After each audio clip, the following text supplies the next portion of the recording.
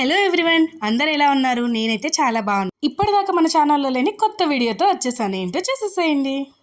Hello guys, ఈరోజు video ఏంటి అంటే how I spend my day on weekends. Saturday Sunday ఇంట్లో ఉంటాం కదా, సో ఇంట్లో ఉండేటప్పుడు ఎలా ఉంటుందని ఫస్ట్ అయితే మార్నింగ్ లేసాము. మార్నింగ్ అయితే అసలు మార్నింగ్ లేను, పిల్లలు కూడా ఇప్పుడు లేరు కాబట్టి కొంచెం లేట్గానే లేసాము. 10:30 అయిపోయింది లేచేటప్పటికి. సో లేచిన తర్వాత ఏం చేశాను అనేది ఇప్పుడు మీకు చూపిస్తాను. అండ్ ఈ రోజు అంతా ఎలా ఉండబోతుంది, ఏం చేయబోతున్నాను అనేది కూడా మీరు ఈ వీడియోలో తెలుసుకోబోతున్నారు. చూసేసేయండి. మార్నింగ్ ఏ టైంకి లేచినా ముగ్గు మాత్రం ఖచ్చితంగా పెడతాను. సో మార్నింగ్ 10:30కి లేచాను కదా, ఫస్ట్ వెంటనే బయటకు వచ్చేసి మాప్ వేసేసి ముగ్గు అయితే పెట్టేశాను. నెక్స్ట్ అయితే ఇల్లు క్లీన్ చేసేసాను.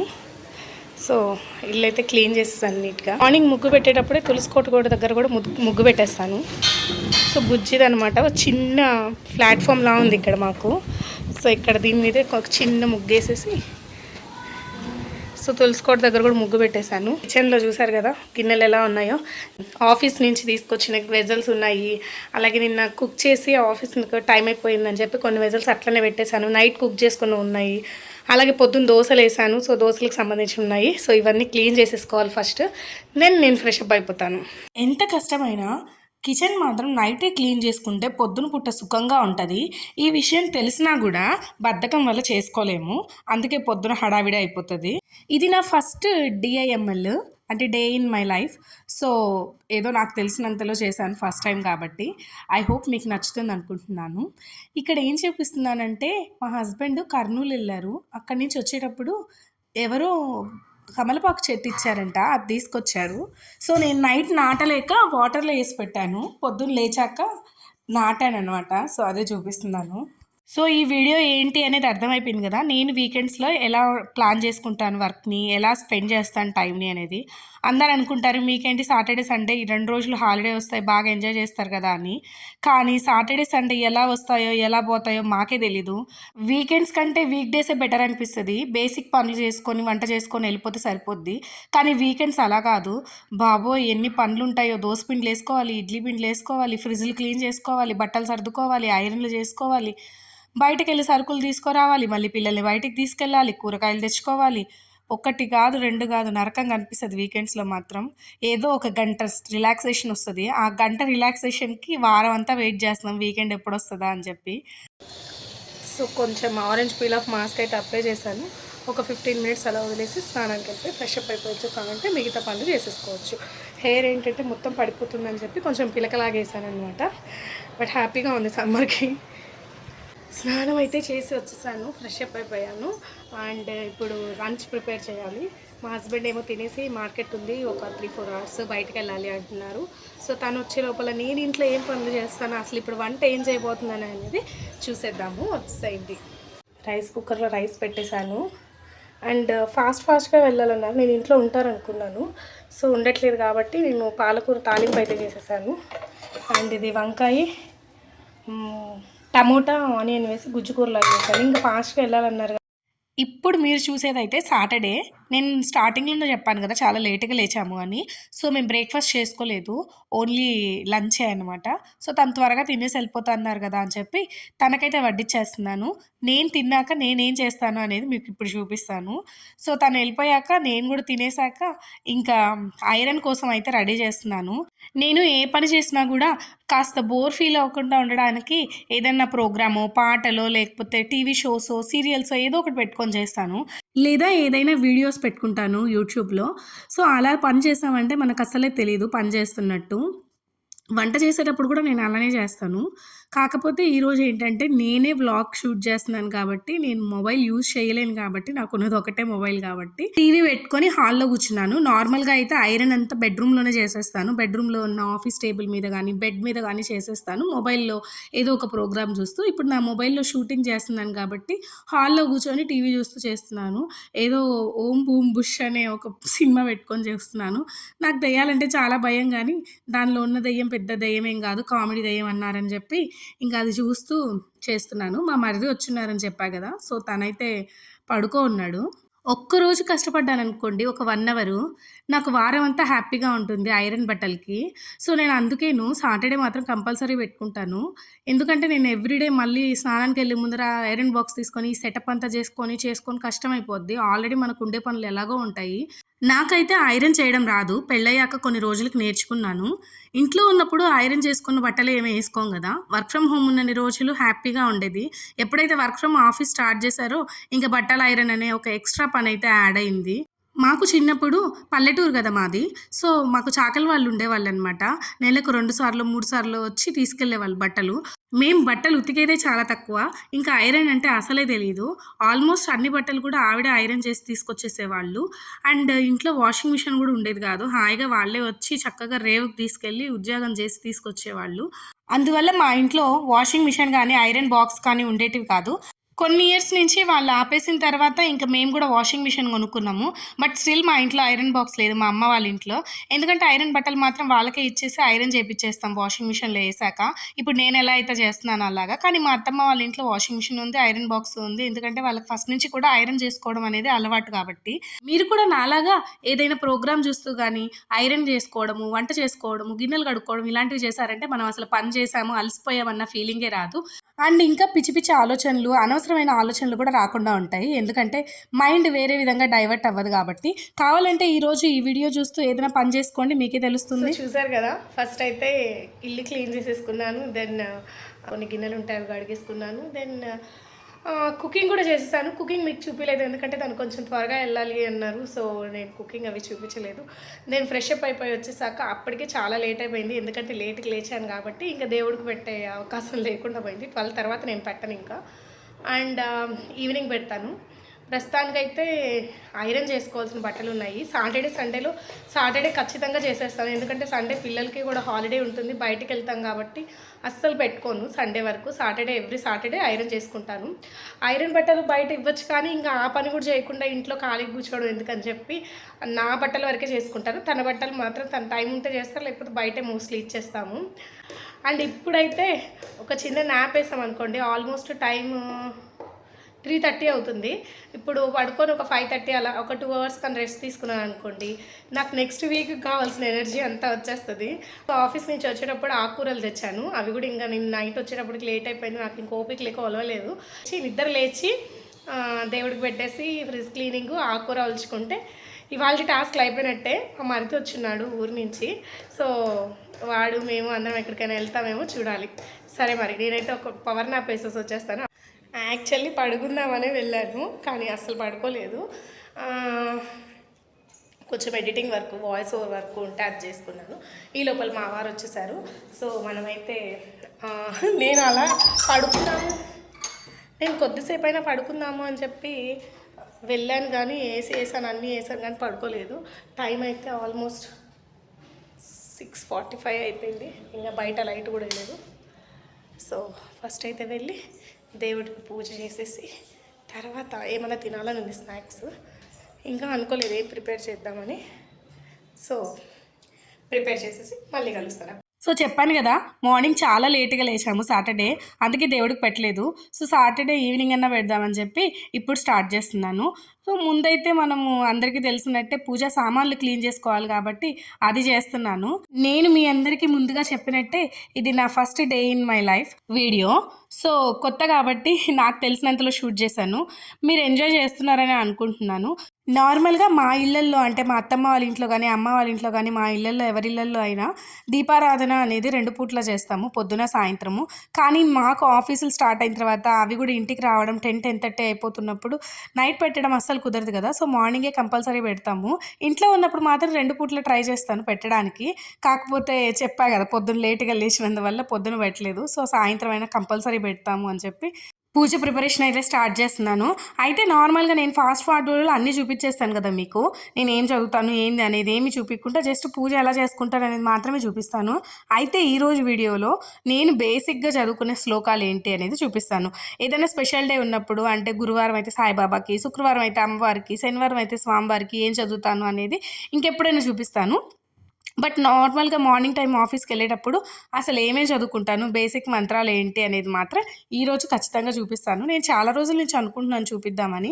సో పూజ రూమ్లో అంతా సర్దేసుకున్నాక వచ్చి ముఖం కడుక్కొని కాళ్ళు చేతులు కడుక్కొని ఇంకెళ్ళి పూజలో కూర్చుంటున్నాను. పూజ చేసేది 10 నిమిషాలు 5 నిమిషాలు అనేది పక్కన పెడితే పూజ చేసిన తర్వాత వచ్చే సాటిస్ఫాక్షన్ మాత్రం చాలా బాగుంటుంది.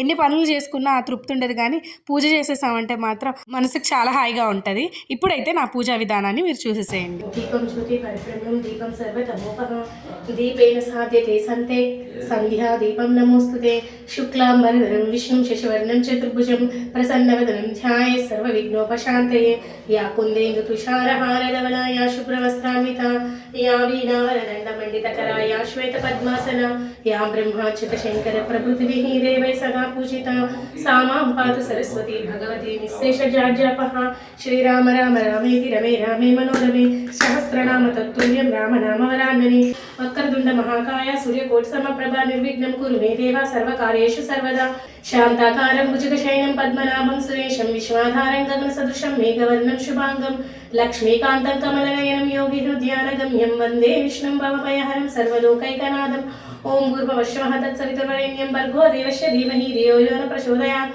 సర్వమంగళ మాంగళ్యే శివే సర్వార్థ సాధికే శరణ్యే త్ర్యంబకే దేవి నారాయణి నమోస్తుతే త్రయంబకం యజామహే సుగంధిం పుష్టివర్ధనం ఊర్వారుగమిక వందనా మృత్యోర్ముక్షీయమామృత నిత్యానందకరీ వరాభయకరీ సౌందర్య రత్నాకరీ నిర్ధూతాఖిల ఘోర పావనకరీ ప్రత్యక్ష మాహేశ్వరి ప్రాణేయాచల వంశ పావనకరీ కాశీపురాధీశ్వరి భిక్షాం దేహి కృపావలంబనకరీ మాతాన్నపూర్ణేశ్వరి అన్నపూర్ణే సదాపూర్ణే శంకర ప్రాణవల్లభే జ్ఞాన వైరాగ్య స్థిత్యర్థం భిక్షాం దేహి చ పార్వతి మాతా చ పార్వతీ దేవి పితా దేవో మహేశ్వరః బాంధవా శివభక్తాశ్చాస్వతే సోభువనత్రయం సదానిపవృక్షస్య మూలాదివాసాత్ సుధాశ్రావిణం తిక్యమప్యప్రియం తం తరుం కల్పవృక్షాదికం సాధయంతం నమామీశ్వరం సద్గురుం సాయినాథం సదానిపవృక్షస్య తస్యాదిమూలే భవద్భవ్యబుద్ధ్యా సపర్యాది సేవాం రుణాం కుర్వతాం భుక్తిముక్తిప్రదం తం నమామీశ్వరం సద్గురుం సాయినాథం నిత్య నిర్మల గోవింద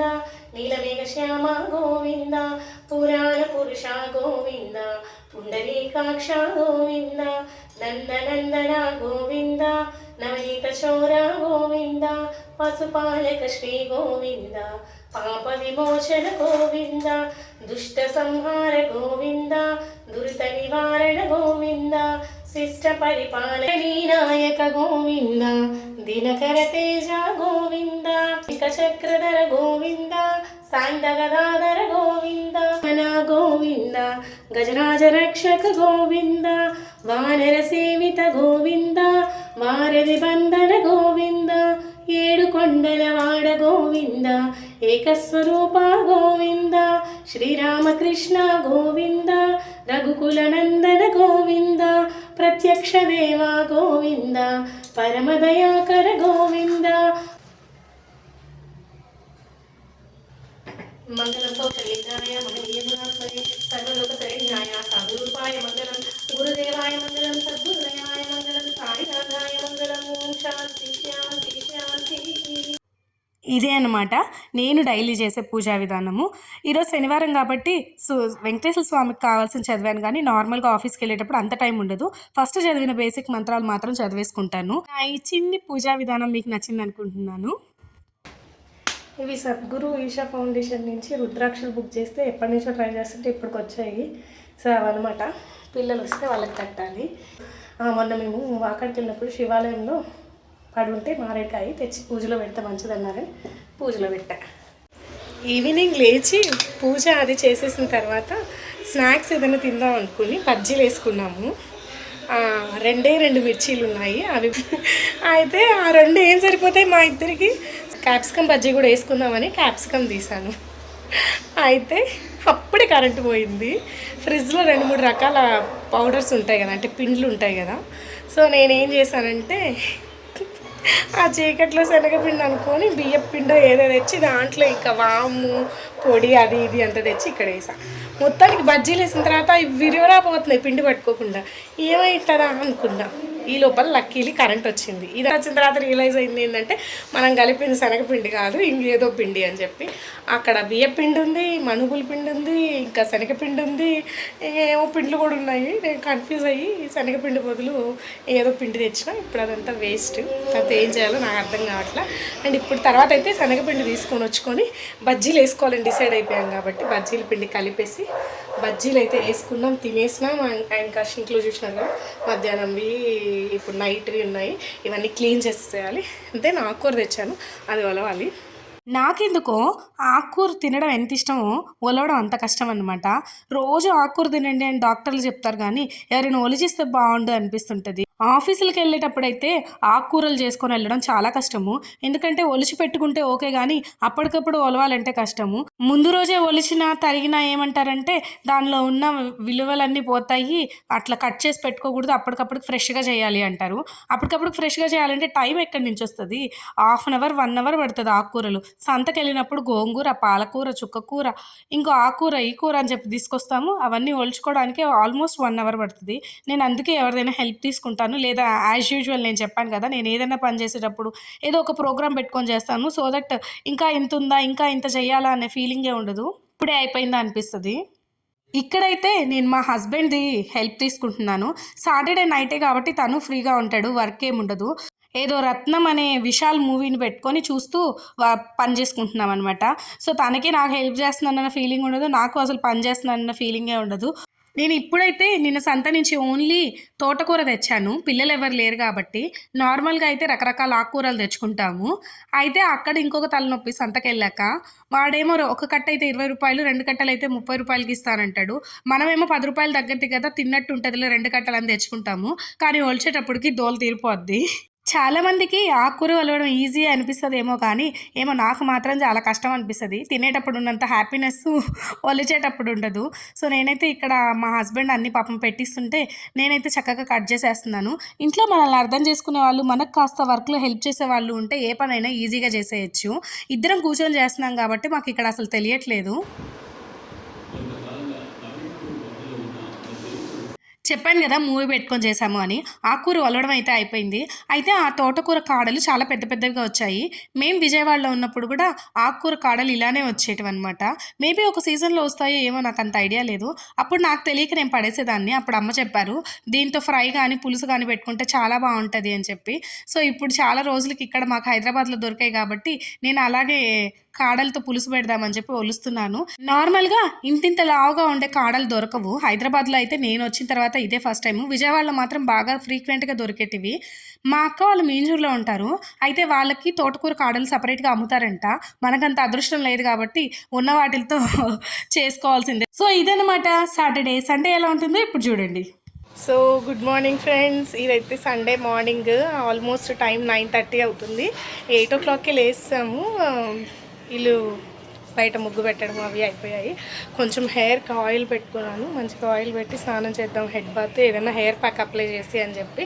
అండ్ సండే మా ఇంట్లో బ్రేక్ఫాస్ట్ ఉండదు, డైరెక్ట్ లంచే. సో లంచ్కి మా ఆయన కుష్క అడుగుతున్నాడు, కడప స్టైల్ కుష్క. సో కావాల్సిన ఐటమ్స్ తీసుకురావాలి. బండేమో మా మరిది తీసుకెళ్ళున్నాడు కాబట్టి అవి తీసుకొస్తే చేస్తాను. మేబీ జెప్టో ఆర్ బ్లింకిట్లో ఆర్డర్ చేస్తానేమో తెలియదు. ప్రెజెంట్ బ్రేక్ఫాస్ట్ చేయకుండా కుష్క అయ్యేదాకా ఉండాలంటే కొంచెం కష్టం కాబట్టి ఫ్రూట్స్ తిందామని డిసైడ్ అయ్యామన్నమాట బ్రేక్ఫాస్ట్ కిందకి. సో ఏమేమి తింటున్నామని చూపిస్తారండి. సో కొంచెం యాపిల్ అండ్ మ్యాంగోస్ అయితే కట్ చేసి పెట్టాను. ఇప్పుడు ఇవి తినేస్తాము. అండ్ పని అయితే ఉంది. చూడండి, నైట్ బజ్జీలు వేసాను అన్నా కదా, ఇవన్నీ క్లీన్ చేయకుండా పడుకున్నా. ఇప్పుడు క్లీన్ చేయాలి. లేచాక ముగ్గు అయితే పెట్టేశాను, పోవడం కూడా పోయింది. బట్టలు కొన్ని ఉంటే ఆరేసేసాము. ఇప్పుడే టీ స్టార్ట్ చేసాం. ఇది చెయ్యాలి అని చెప్పి ప్లాన్ అనమాట. అంటే సద్దన్నము, పెరుగన్నము అని. పెరుగన్నం కావాలన్నప్పుడు మాత్రం నైటే వండి నైటే తోడు పెట్టేస్తున్నాను. సమ్టైమ్స్ సద్దన్నానికి కూడా అంతే. ఇప్పుడు రాగి జావ కానీ అవన్నీ నైటే చేసి పెట్టుకొని మార్నింగ్ చేస్తున్నాము. ఇది చేయాలనుకుంటున్నాను కానీ బాగా కష్టమైపోతుంది. ఒక్కోసారి చేస్తున్నాం, ఒక్కోసారి ఇడ్లీలు దోశలు వేసుకొని తినేస్తున్నాము. లెట్స్ సీ, మంచిగా ఇంప్లిమెంట్ చేస్తే బాగుండు. 1st April రోజు రాసాను, అనవసరంగా ఫూల్స్ డే రోజు రాసి ఫూల్ అయినట్టున్నాను ఫాలో అవ్వకుండా. చూడాలి, ఫాలో అవుదాం. కష్టమైన ఫాలో అవ్వదు. బ్రేక్ఫాస్ట్ అయితే ఎంజాయ్ చేస్తాము. ఆఫ్టర్నూన్ లంచ్కి ఏం చేస్తాం అనేది నేను మళ్ళీ చెప్తాను.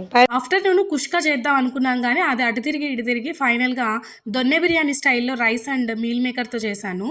రెసిపీ నేను విస్మై ఫుడ్లో ఫాలో అయ్యాను తన ఛానల్లోది. నేనే ఫస్ట్ టైం చేస్తున్నాను కాబట్టి అసలు ఆ వ్లాగే షూట్ చేయలేదు. ఈవినింగ్ అయితే మేము ఎప్పటి నుంచో వెయిట్ చేస్తున్న ఎయిర్ కూలర్ అయితే డెలివరీకి వచ్చింది. బాబోయ్, ఇది కొనడానికి మేము చాలా కష్టపడ్డాము. ఎన్నిసార్లు స్టోర్లు తిరిగినా, ఎన్ని ఆన్లైన్ సైట్లు చూసినా కూడా స్టాక్అవుట్ అనే చూపిస్తుంది. ఫైనల్లీ ఇంకా ఎండాకాలం అయిపోతుంది ఇంకొక నెలలో అన్నప్పుడు దొరికింది. ఏసీలో అన్ని రూమ్లు పెట్టాలంటే చాలా కష్టము. అందుకే బడ్జెట్లో వచ్చే ఈ ఎయిర్ కూలర్ అయితే తీసుకున్నాము. సండే అయితే డెలివరీ ఇచ్చారు. క్రోమాలో ఆర్డర్ చేసాము ఆన్లైన్లోనే. స్టోర్ పక్కనే ఉంది కానీ మాకు ఆన్లైన్ ఆప్షన్ ఉంది కాబట్టి ఆన్లైన్లోనే ఆర్డర్ చేసాము. అండ్ వాళ్ళే తెచ్చిచ్చారు. ఇన్స్టాలేషన్కి మండే మార్నింగ్ వస్తా అన్నారు. నాకు బాగా గుర్తు, చిన్నప్పుడు మా ఇంట్లో కూలర్ ఉండేది. దాంట్లో వాటర్ పోయడానికి నేను మా తమ్ముడు బాగా కొట్టుకునే వాళ్ళం. నేను పోస్తా అని. సాయంత్రం అయితే ఆ కూలర్ ఆన్ చేసుకొని పడుకుంటే ఎంత చల్లని గాలి వచ్చేదోను. ఇన్ని రోజుల తర్వాత ఇప్పుడు మా ఇంట్లోకి కూడా కూలర్ వస్తుందంటే నాకు భలే హ్యాపీగా ఎగ్జైటింగ్గా ఉంది. పిల్లలు వచ్చాక వాళ్ళ ఎక్స్ప్రెషన్స్ చూడాలి, వాళ్ళు ఎలా ఫీల్ అవుతారు అనేది. మీ అందరికీ తెలిసినట్టే సండే ఈవినింగ్ ఐపీఎల్ ఫైనల్స్ జరిగాయి. SRH versus KKR. ఫస్ట్ హాఫ్లోనే మ్యాచ్ సినిమా అంతా అర్థమైపోయింది ఎస్ఆర్హెచ్ పరిస్థితి ఏంటి అనేది. మ్యాచ్ ఉన్నది మేము ఏ ప్లాన్స్ వేసుకోలేదు బయటకు వెళ్ళడానికి. మా మరిది వచ్చినా కూడా అందరం ఇంట్లోనే కూర్చొని మ్యాచ్ చూడాలని డిసైడ్ అయ్యాము. హాయ్ చెప్పండి. ఓ బావా హాయ్ చెప్పండి. ఎవరు గెలుస్తారు అనుకుంటున్నారు?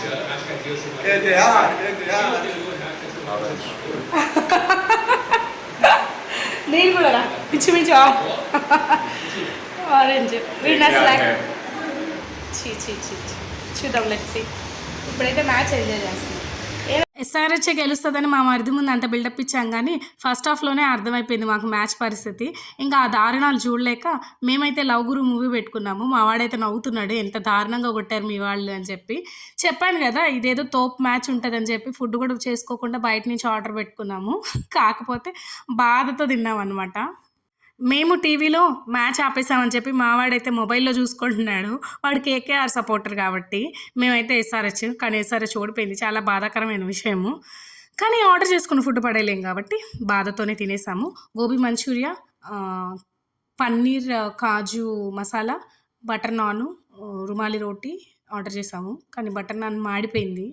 సో మొత్తానికి మేమైతే లవ్ గురు మూవీని ఎంజాయ్ చేసాము ఇన్స్టెడ్ ఆఫ్ మ్యాచ్. ఎందుకంటే మ్యాచ్ మనం అనుకున్నట్టు జరగలేదు కాబట్టి.